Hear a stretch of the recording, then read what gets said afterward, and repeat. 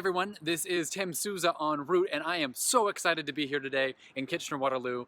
Happens to be the city that I have lived in for the last 6 years, the place that I have called home before launching this journey, and so I thought there'd be no better place to start telling you about. So I can't wait to show you around a little bit and get started.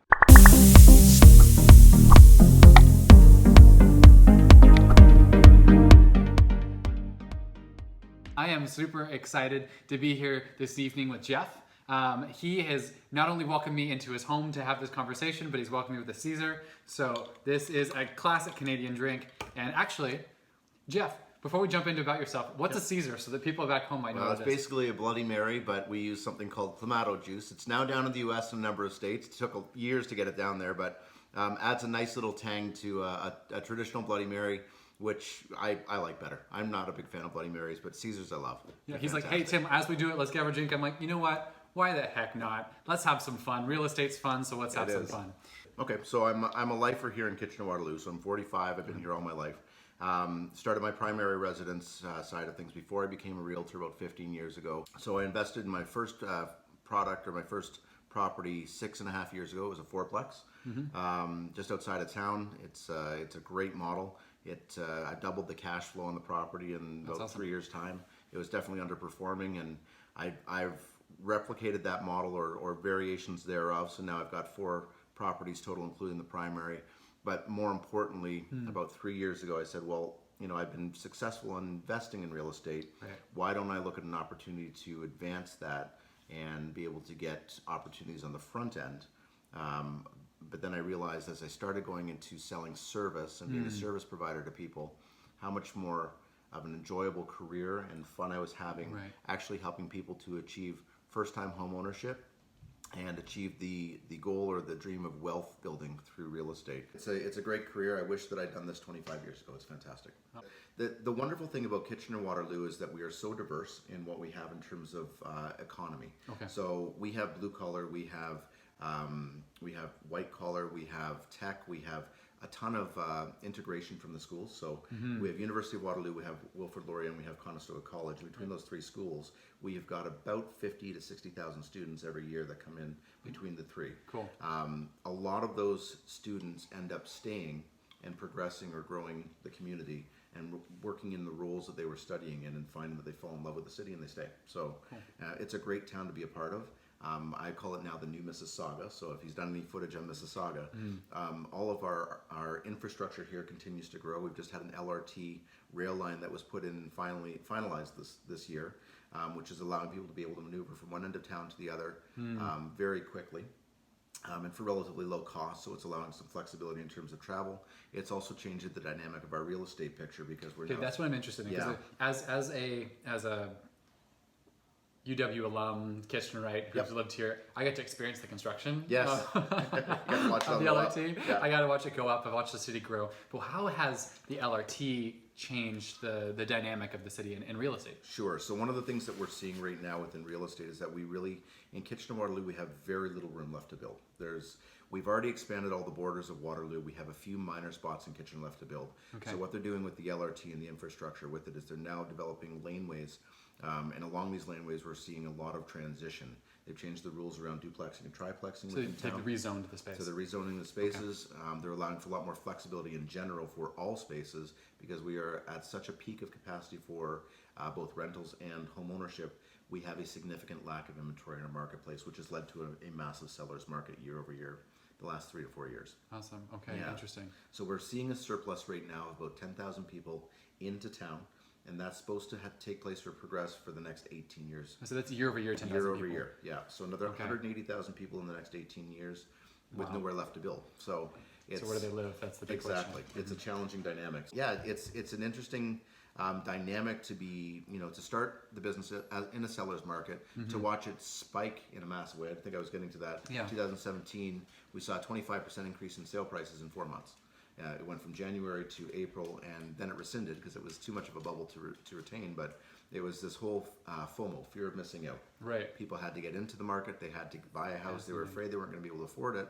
And then when we had the surplus of inventory that came in the spring, then we had a decline in the pricing. And then, it's obviously come right back up over the last 2 years since then. And we've surpassed, and we had a new high in September. So the market's not slowing down for us here in KW, but Toronto is a dramatically different picture. It's still quite a bit down from where its height was. So Right, and it's fascinating to be in like in a province where Toronto's like only like an hour away. Right, and Yep. you with an hour away there, and what we're experiencing here, what I have found fascinating is it's very similar to what we were experiencing in what I was seeing being experienced in everything from Kingston all the way up to Ottawa, to Belleville, like these communities Yep. that are having the same kind of pressure put on them as the Toronto market does its thing. Yes. Right, so it's like we are all maintaining this lack of inventory, like this high influx of human beings who are coming into these communities, Yep. and it's creating these interesting strains in the market that I find Yeah. really, really fascinating. I don't really see it slowing down. So No? Okay. what I share with my clients, and this is my personal view of things, Okay.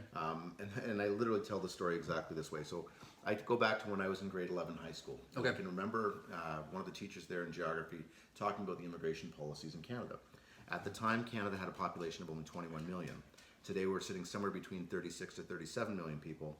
And at that time, the goal was to get the population up to 44 million. Now, going back to grade 11 is a long time ago for me.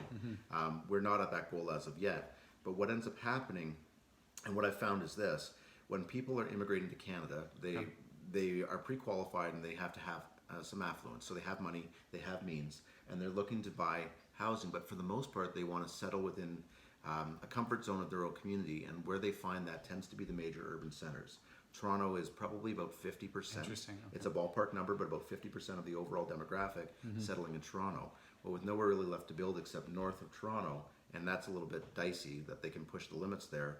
What's happened is that the prices have risen so rapidly through the years that there's been this continuing, what we call the westward bubble, but it happens east of Toronto as well. So it's really a bubble around Toronto that continues to push prices up.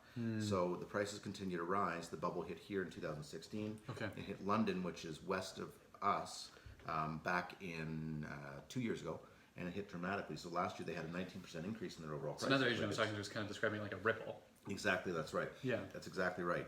So the ripple actually came back when we were overinflated. Okay. So the ripple came back a little bit. Toronto crashed, and so I think they had a 40% decline in their marketplace. The ripple came back, but we've completely rebounded. So our peak in Kitchener-Waterloo specifically, not including the outskirts, was $501,000 on average for our product here in 2017.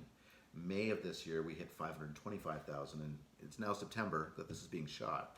And in September, at the end of, sorry, it's now, excuse me, it's October. It's October. But the end of September is when Right. we report on the numbers. And the end of September, our numbers, I was just looking at them a few minutes ago, we just peaked at 534,000 as a brand new high. So our market has completely rebounded and is extremely robust and healthy. Toronto is still on the rebound and will be, I think, for a number of years yet as they continue to rebuild quite a significant Even though decline. there's more cranes in the sky than anywhere else. Right. Like it's such a fascinating It is. dynamic. Yeah, Really. it blows me away. So, and then you've got this wonderful other piece about foreign investors. So they created a foreign investor tax here in Ontario that replicated what they had in BC a few years ago to try to slow down the heated marketplace. What a lot of folks don't realize is that right around a town called Ingersoll, which is between here, Kitchener-Waterloo, and London, that bubble ends.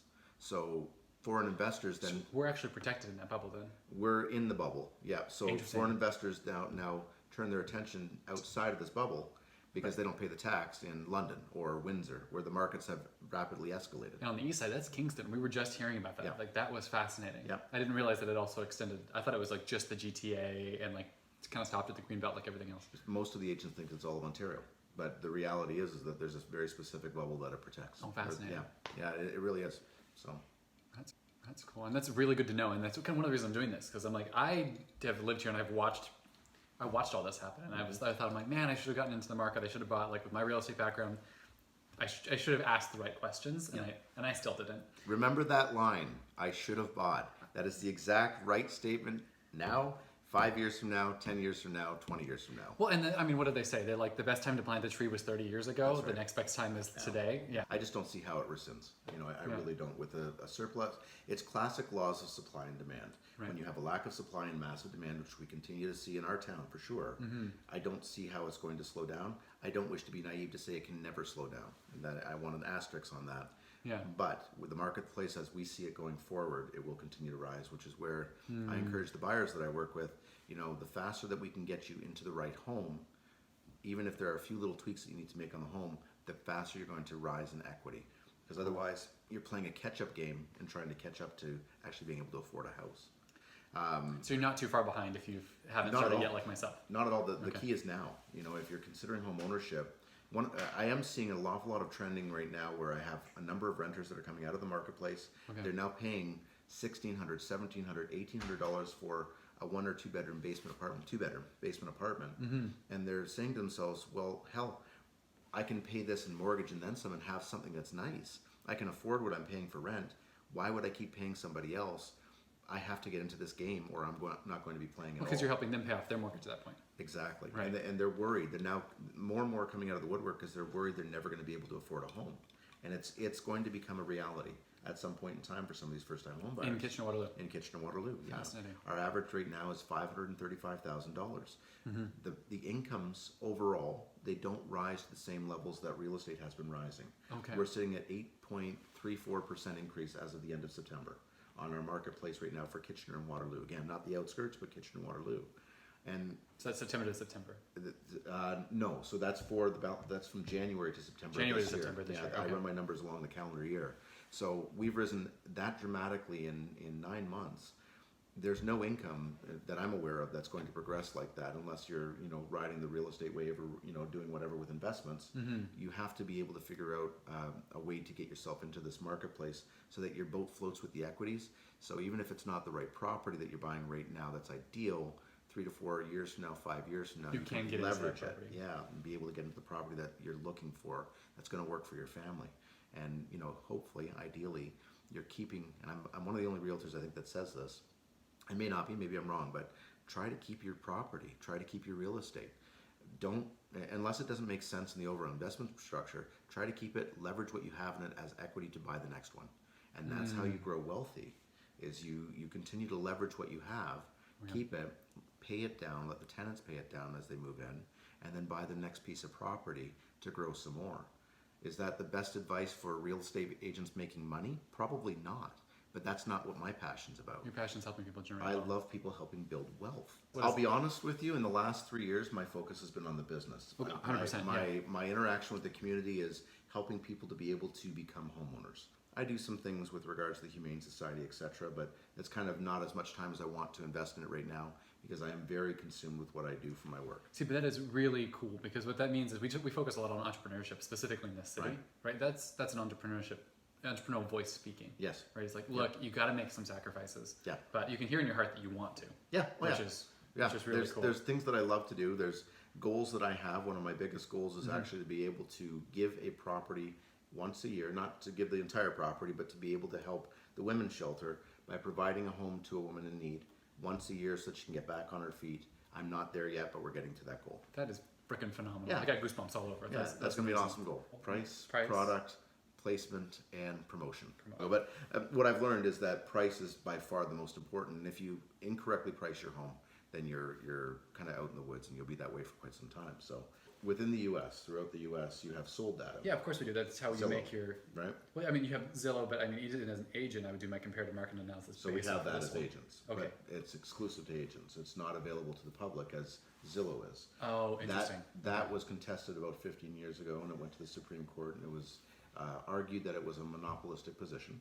And Toronto lost their fight. They were the first board to lose that. And no one else is really going to fight it, to the best of my knowledge, after that. It just, the boards haven't picked it up since then. It's a delay in providing that data feed. Personally, I don't really think it hurts one way or the other. It's helpful to the public. At the end of the day, the value of the real estate agent is still there through the transaction. It's not about knowing the value of your home because of what's sold. It's knowing about how to traverse the marketplace, how to negotiate the whole structure of the sale, and be able to move things forward successfully, whether it's a buy or sell, to make sure that things come together. And what we found is that in the marketplace, even when they have their sold data in hand, they're just simply overwhelmed with all of the facets. I mean, we've got about 184 different hats that we wear, or jobs that we have as single realtors.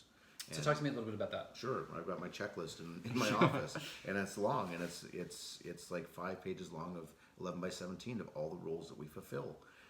From point A to point Z, there are so many different things that we have to make sure come into play for our clients, because it is the biggest financial asset that they are likely to purchase or to sell in their lifetime. So it's incredibly important that we get it right and we don't screw up the transaction. Right. So we have all of these good agents should have all of these checklists that we go through to make sure that we're following our processes and our systems to make sure that we've crossed all our T's, dotted all of our I's, and that we're giving the best possible service to our clients and providing them with the best possible results. 20% of those agents that are out there are diligent, true professionals, and 80% of them, it's the same through every business, 80% of them can be scattered and not having enough of an impact on what they're doing, or are too green because they're doing 6 transactions, 7 transactions a year, and aren't getting into the meat and potatoes of it enough to understand when the problems come up, the things that you need to do to be able to backpedal to fix the problems that exist, because they always pop up. Things always come up. So Well, it's running being an agent, like running a business. Yep. Versus like just kind of trying to be a salesperson. Exactly. I mean, you are a salesperson as an agent, right? But that's one of the hats that you wear as a business owner. Will you send this over to the government of Canada so that we can incorporate? Because here realtors can't incorporate for whatever reason. Really? True story. Oh my goodness, that is a fascinating. It truly is. Dynamic. Yeah. For me, it's the level of communication, the way that I interact with people. A lot of people, when they insert themselves in the role as your consultant as a realtor, it's not really a consultant. They're really more telling you about things in the business. Interesting. My focus is on continuing to uncover the whys. Why is that important? How does that help you? How does that help you to achieve your goals? That's where I get a little bit different with my clients. Is that they get a true sense that I understand what their goals are, and that I'm out there to really help them to achieve those goals, because I take all the properties we see back to that goal. I take everything that we're doing back to that goal and help them to achieve it, because they deserve it. Yeah. Well, Jeff, thank you very much. I want to give you a cheers. I shake hands most of the time, now. but there you go. This has been a fantastic interview. Fantastic being intentional in regards. Thank you for your time and your expertise and giving me an opportunity to see your home. It's been beautiful. Yeah, really appreciate it. I appreciate you coming, Tim. Yeah, no, great to meet you. Great to meet you as well. Yeah. Cheers. Awesome. And we will see you guys on the next episode. Cheers, everyone.